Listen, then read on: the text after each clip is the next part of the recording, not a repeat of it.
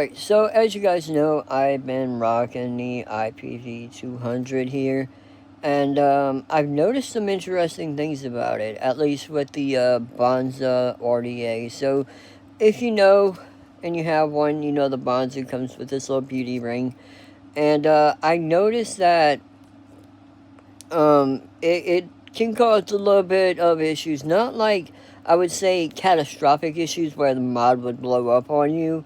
Well, obviously, since it's a regulated, but it does allow the resistance to jump around a lot, especially if it's not tightened all the way down, like to where it's making good connection. So just keep that in mind.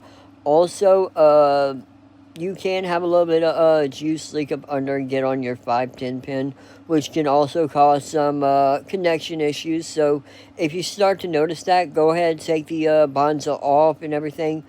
Wipe everything down, make sure there's no juice and nothing. And then when you go to put it back on, make sure that, one, you have the little beauty ring here completely centered. And make sure the bonds is completely tightened down. Like, don't over tighten it like a fucking gorilla, but just enough to where it's making good connection, and you shouldn't have an issue there.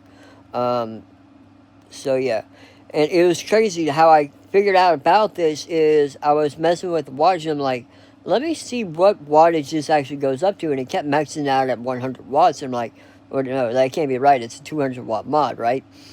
And so once I did all that, it got to the resistance where it would go all the way up to 200, and it's working fine now. So.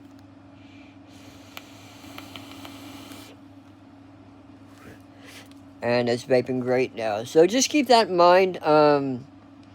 I also want to see how well the Monza works with just like, building your own like round wire basic coils, and see how that works out. Obviously, you don't really need to do that because the Bonza does come with pre-made Clapton style coils with it, which I do personally like because they just give a lot more flavor in my opinion. Plus, they can take a little bit more power.